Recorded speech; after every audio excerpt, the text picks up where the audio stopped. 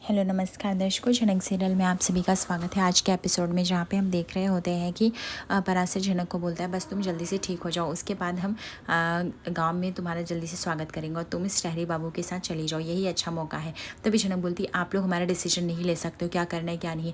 मैंने बोला ना मैं उनके साथ नहीं जाऊँगी। तभी पराशर बोलता है देखो अगर बार बार वो आ रहे हैं, मतलब तुम दोनों की आंखों में हमने एक दूसरे के लिए प्यार देखा है, इसलिए बेहतर होगा कि तुम अब उनके साथ जाओ। और पराशर मन ही मन सोच रहा था मुझे पता है नूतन तुम मुझे कभी प्यार नहीं कर पाओगी, तो मैं तुम्हारे साथ क्यों ही रहूँ। इससे बढ़िया है जिसके साथ तुम्हारी किस्मत लिखी है उसी के साथ रहो और उसी के साथ अपना तुम जीवन जियो। और क्या है मैं तो कैसे भी करके रह लूँगा। इसके बाद झनक बोलती क्या है वो पराशर आप दुखी दिखाई दे रहे हैं। पराशर बोलता है ऐसा बिल्कुल भी नहीं, मैं तो खुश हूँ, मैं तो खुद ही चाहता हूँ कि और तुम लोग की शादी जब बस टहरी बाबू अपना काम ख़त्म करके आए और तुम गांव से भी चले जाओ। तुम वैसे भी गांव में रहने लायक नहीं हो, तुम और अच्छी चीज़ें जो है अपनी ज़िंदगी में पाना चाहती हो, तुम वहाँ पे जाओ। और हम चाहते हैं कि तुम शहरी बाबू के साथ जाके खुश रहो, अपनी ज़िंदगी बिताओ। आखिर कब तक इस तरह से तुम दोनों एक दूसरे से अलग रहोगे। दूसरी तरफ यहाँ पे हम देखते हैं कि पराशर जो होता है वह बोलता है चलो अच्छा मैं जाता हूँ, वैसे भी अब लगता है मुझे ज़रूरत नहीं है। तभी झनक बोलती हाँ पराशर आप जाके रेस्ट करें। दूसरी तरफ यहाँ पे अनिरुद्ध जो होता है वह झनक को समझाता है झनक प्लीज़ तो मेरे साथ चलो इस शहर, हम वापस से अपनी नई दुनिया बसाएंगे। अब मैं अर्शी को जो मांगेगी सब कुछ दे दूंगा, मैं अपने पास कुछ भी नहीं रखूँगा, चाहे मुझे पूरी तरह से गरीब क्यों ना बनना पड़े, लेकिन मैं तुम्हें चाहता हूँ क्योंकि तुम ही मेरी सब कुछ हो, धन दौलत। तभी यहाँ पे झनक बोलती सर जी आप पागल हो गए हैं, आप एक बात याद रखिए मैं आपके साथ नहीं आ सकती हूँ और यही एक सच है। तभी अनिरुद्ध बोलता है नहीं झनक अब मैं तुम्हारी एक भी नहीं सुनूंगा, मैंने तुमसे बहुत दूर रहने की कोशिश कर ली, लेकिन ये है कि मैं तुम्हारे बिना जी नहीं सकता हूँ, मेरी ज़िंदगी तुम्हारे बिना अधूरी सी लगती है, मैं तुम्हें छोड़ के नहीं जाऊंगा। दूसरी तरफ हम देखते हैं यहाँ पे अंबिका और अभिजीत जो थे शानी से मिलने आते हैं, जहाँ पे अंबिका समझाती बेटा तुमने इतना बड़ा कदम क्यों उठाया, हमें लगा था कि तुम बहादुर हो, माना कि मैंने तुम्हें बहुत कुछ बोला, लेकिन इसका मतलब ये नहीं कि मैं तुमसे प्यार नहीं करती। उस टाइम सिचुएशन ऐसी आ गई थी कि हमें वो सब बोलना पड़ा। ईशानी बोलती क्योंकि आप लोगों ने हमें सोच लिया था कि मैं आप लोगों का हमेशा काम ख़राब करूँगी, और मुझे भी पता है कि अदिति आरव का चिंता है आप लोगों को, मैं नहीं चाहती हूँ मेरे भाई बहनों की ज़िंदगी ख़राब हो, इसलिए प्लीज़ आप लोग मेरे पीछे अपना पैसा बर्बाद मत करिए और ना टाइम बर्बाद करिए। तभी अभिजीत बोलता है तुम्हारी बोलने की हिम्मत कैसे हुई बेटा, तुम्हें पता है अगर तुम्हें कुछ हो जाता तो मैं नज़र से नज़र नहीं मिला पाता, एक बाप का गुरूर टूट जाता। हाँ माना कि मैंने तुम्हारा साथ नहीं दिया और ये मेरी सबसे बड़ी गलती थी क्योंकि हमने समझा नहीं, लेकिन अगर अब तुमने बता दिया कि जंगल में उसने तुम्हारे साथ कोई बदतमीजी नहीं की थी तो अब मैं इस बात से निश्चिंत हूँ। रही बात न्यूज़पेपर वालों की, तो उन्होंने कर दिया जो करना था। कभी कभी तो मुझे आश्चर्य होता है कि ये सब न्यूज़ कैसे फैलाते हैं लोग। दूसरी तरफ हम देखते हैं कि तभी काजोल आती है और वहाँ पे अंजना जो होती है बोलती है कि अप्पू को हमेशा तुमसे लगाव रहता था और तुम देखो अप्पू के ना रहने पे भी आती हो, ऐसा लगता है जैसे उससे मिलने आती है। काजोल बोलती है अप्पू थी ही ऐसी, उसे इतनी आसानी से भुलाया नहीं जा सकता है। दूसरी तरफ यहाँ पे लालून भी कहता है कि अब तो ऐसा लगता है कि मैं भी जीना छोड़ दूँ, मैं भी अप्पू के पास चला जाऊँ।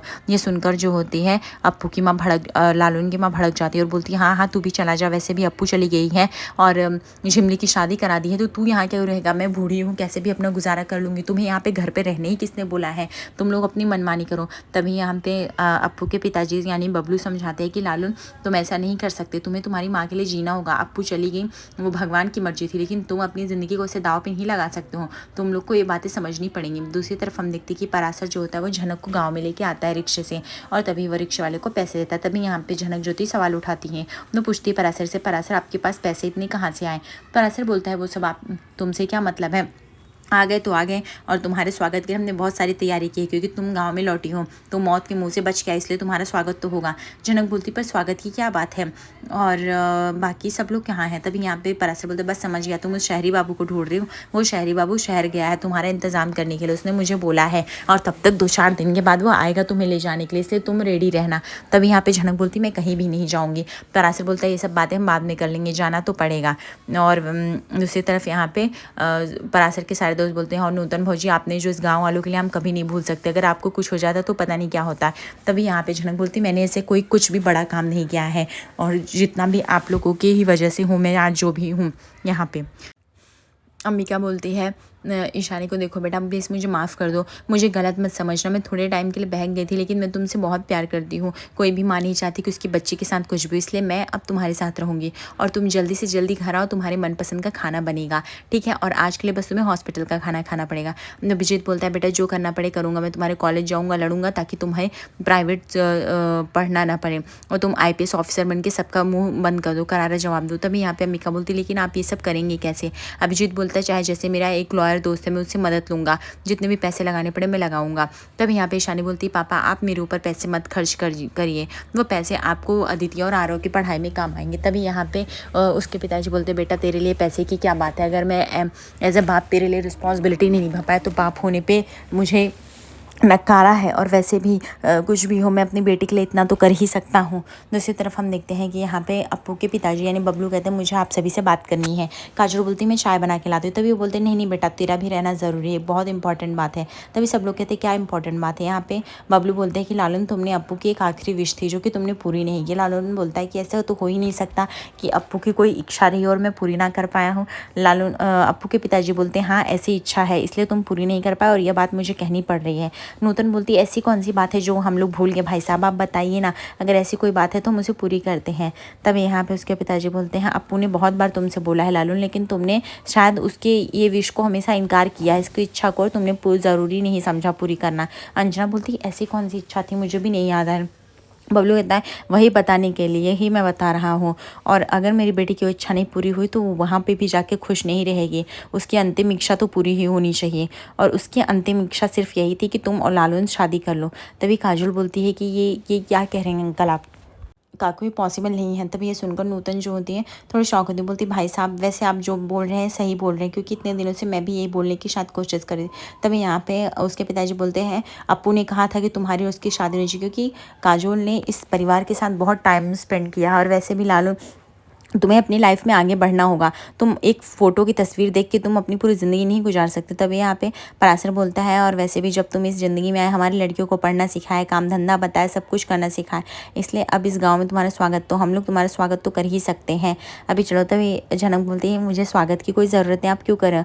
पराशर बोलता है ये हमारे यहाँ का रस्म है, जब कोई अपनी तबीयत से ठीक होकर आता है, मतलब मौत के कुएँ से बाहर निकलता है, तो हम उसकी स्वागत करते ताकि उसके सर से जो भी बुरी बलाएँ हट जाए। वैसे तो मैं बुआ को अपनी जेल तो नहीं भिजवा सकता, लेकिन जो भी पंचायत या फैसला लेगी गांव वाले लेंगे वो बुआ को झेलना पड़ेगा, क्योंकि उसमें मैं कोई सफाई नहीं दे सकता। झनक बोलती है ये सब करने की कोई ज़रूरत नहीं, पराशर जाने दीजिए। पराशर बोलता है ये इतनी छोटी सी बात नहीं है, और वैसे भी नूतन तुम्हारा दिल बहुत बड़ा है, तुम बहुत अच्छी लड़की, जो इतने तेजी से वो लोगों ने तुम्हें जान से मारने की कोशिश की लेकिन तुम्हें एक भी कस शिकायत नहीं है, लेकिन हम उन्हें ऐसे नहीं छोड़ सकते क्योंकि गाँव के कुछ रूल्स होते हैं जो फॉलो करने पड़ते हैं और न्याय दिलाना पड़ता है। तभी यहाँ पे पराशर झनक को पकड़ के लेके जाता है, झनक को क्योंकि काफ़ी वीकनेस है, और गांव वाले से भी झनक का जयकार कर रहे होते हैं। ये सुनकर यह बुआ और कंका के माने दिल जल जाते हैं और बोलते हैं कि फालतू का पता नहीं है क्या ढकोसलापन चालू है। तभी यहाँ पे झनक बोलती है कि पराशर थैंक यू, आपने मेरा हमेशा से इतना ख्याल रखा, मेरा केयर किया। दूसरी तरफ अंजना बोलती है आप बोल तो सही रहे, लेकिन फिर भी मैं अपने अप्पू की जगह किसी और को नहीं दे सकती हूँ। यह सुनकर बबलू बोलता है देखो अंजना तुम ये सब कैसी बातें कर रही हो, क्या तुम चाहती हो कि पूरी ज़िंदगी बस ऐसे ही लालून बैठा रहे अकेले और हम अप्पू की याद में मरते रहे और वो काजल अपनी ज़िंदगी ऐसे ही बर्बाद कर दे। ऐसे नहीं होगा, और लालून अगर ये सब नहीं हुआ, मेरी बेटी की इच्छा पूरी नहीं, तो ये सब वजह तुम्हारी होगी और तुम वजह बनोगे। तुम काजोल के बारे में तो सोचो, उसने अपनी पूरी ज़िंदगी इधर एक लड़की के पीछे, हमारी बेटी से आखिर क्या रिश्ता था, उसने पूरा न्यौछावर कर दिया, उसका कभी भी इरादा गलत नहीं था। लेकिन हाँ तुम लोगों को इस बारे में सोचना पड़ेगा, और अगर मेरी बेटी की इच्छा तुमसे पूरी नहीं हो सकती तो मैं अब इस घर में नहीं आऊँगा, जहाँ मेरी बेटी की आत्मा को शांति न मिले वहाँ क्यों आऊँगा। तभी यहाँ पे बबलू जो होते हैं वो काजोल से माफ़ी मांगते हैं, बोलते बेटा मुझे माफ़ कर दो, लेकिन मैं तुमको दोषी नहीं ठहराऊँगा, लेकिन अब मैं इस घर में नहीं आ सकता हूँ, क्योंकि तुम्हें पता है मेरे अप्पू की कुछ इच्छाएँ थी जो पूरी होंगी तब मुझे भी शायद अच्छा लगेगा। तभी यहाँ पे अभिजीत बोलता है अब बेटा तुम जल्दी से जल्दी घर आओ, और जो है हम मुश्किल परिस्थितियों का सामना करेंगे और पहले जैसी हमारी फैमिली हैप्पी होगी, ठीक है, हम खाना खाएंगे, सब कुछ करेंगे। तभी ईशानी बोलती पहले जैसा क्यों नहीं हो सकता, जब आप माँ का मजाक उड़ाते थे, माँ गुस्सा करती थी, चिड़चिड़ करती थी, हम कितने खुश थे ना सब कुछ। तभी यहाँ पे उसकी माँ बोलती होगा ना बेटा, पहले जैसे सब कुछ होगा, बस तुम्हें हार नहीं मानना है और डट के रहना है। अभिजीत बोलता है देखो बेटा मैं तुम्हारे लिए दुनिया से भी लड़ जाऊंगा, लेकिन मैं तुम्हें इस हालात में नहीं देख सकता, तुम प्रॉमिस करो आज के बाद ऐसा कोई भी कदम नहीं उठाओगी। अम्मिका बोलती हाँ, और वैसे भी तुम जल्द से जल्द घर आओ, फिर हम सब लोग मज़े करेंगे, वैसे भी अदिति आरो भी तुम्हारा बहुत वेट कर रहे हैं, कब से दीदी दीदी करके तुमसे मिलना चाहते हैं। ईशानी बोलती है माँ प्लीज़ मुझे माफ़ कर दो।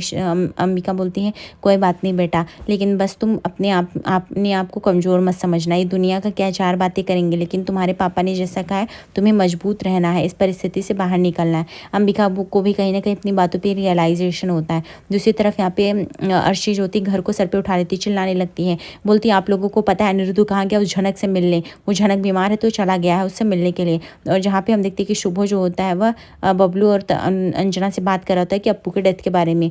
तभी अब यहाँ पे शुभ को भी गुस्सा आ जाता है। शुभ बोलता है अर्शी क्या है, ये घर है और तुम्हारी पर्सनल प्रॉब्लम तुम और अनिरुद्ध के बीच में सॉल्व कर सकते हो, तुम्हें ऐसे पूरे फैमिली मैटर में ये सब करने की कोई ज़रूरत नहीं, अब तुम लोग बच्चे नहीं रह गए हो। तभी यहाँ पे अर्शी बोलती है आप कह रहे हैं, या आप अपने बेटे को समझाइए ना, मेरे होते हुए भी एक बच्ची का बाप बनने के बाद भी वो झनक के पीछे ऐसे पागलों जैसे पागल होता जाता है, पूछो नहीं आखिर उसको झनक के पास मिलने क्यों जाना था। तब यहाँ पे शुभ बोलता है अरे वो बस गया है मिलने किसी बीमार इंसान के पास, वो आ जाएगा लौट के, वो हमेशा के लिए नहीं गया है। तभी अंजना बोलती है और तुम क्या चाहती हो, कैसे समझा, हम अपनी बेटी के डेथ के दुख से अभी उभरे नहीं है, हम अनी को क्या समझा रहे, नहीं तो बच्चा नहीं जो हमारी बात समझेगा कहेगा। तभी अर्शी बोलती हाँ रियली आप लोग क्यों समझाएंगे, आप लोग तो यही तो चाहते हैं कि वो अनी जो है उस लड़की से मिलता रहे, यही तो अच्छी बात है। अंजना बोलती वैसे तुम्हें भी खुश होना चाहिए, तुम्हारी बहन से मिलने गया, तुम्हें तो खुद से कॉल लगा के पूछना चाहिए कैसी है। तभी अर्शी बोलती है रियली मुझे क्या करना है क्या नहीं आप लोग मत बताइए, वो लड़की मेरे पति को छीन रही है, ये सब नहीं दिख रहा है। तभी शुभ बोलता है कि अर्शी तुमको जो लाइफ में करना है तुम कर रही हो, तुम्हें डांस पे फोकस करना है कर रही हो, करियर पे करना कर रही हो,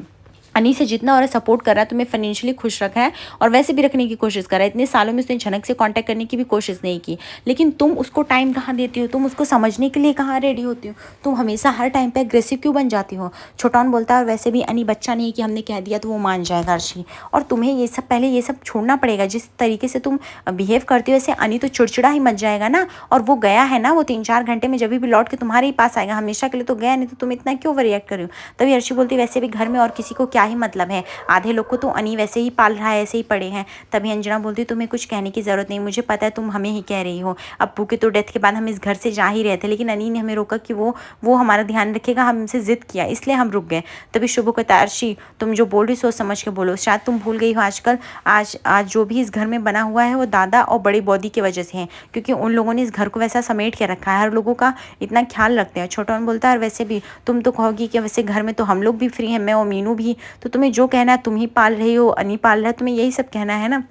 लेकिन एक बात समझ लो अर्शी, तुम इतनी बड़ी तो हो गई हो, तुमने ज़िंदगी में बहुत आगे चीज़ें हासिल कर ली, लेकिन तुम्हें बात करने की तमीज़ नहीं। दूसरी तरफ उसकी बुआ और कंका बात कर रहे थे कि ये झनक फिर से, ये नूतन जो फिर से आ गई है, बट हम अपनी परासर को छीन के रहेंगे, पता नहीं परासर का क्या बुद्धि सर फिराया है। कंका बोलती मैं उसके स्वागत करने में नहीं जाऊँगी, गाँव वाले पागल है जो उसका स्वागत कर रहे हैं, अरे मैं तो चाहती हूँ कि वो गाँव से जल्द चली जाए, पता नहीं क्यों यहाँ फन काट के बैठी है। तभी देखते हैं फूल और रानी जो होते हैं यहाँ पे झनक के स्वागत के लिए खड़े होते हैं, जहाँ पे फूल रानी यहाँ पे झनक का आरती उतारते हैं। झनक काफ़ी खुश होती है क्योंकि वो देखती है कि उसके सम्मान के लिए इतना सब कुछ किया जा रहा है, लेकिन दूसरी तरफ कंका और उसकी बुआ ज्योति मुंह बना के एक साइड में खड़े होते हैं। यह देखकर पहले परासर जाता है उनके पास और बोलता है कि तुम लोग यहाँ पे क्यों खड़े हो, तुम लोग जाओ। तभी कंका बोलती क्यों हम लोग नहीं खड़े हो सकते, हम लोग क्या ये सब नहीं देख सकते, हम भी देखें नूतन बीमार हो क्या आई है।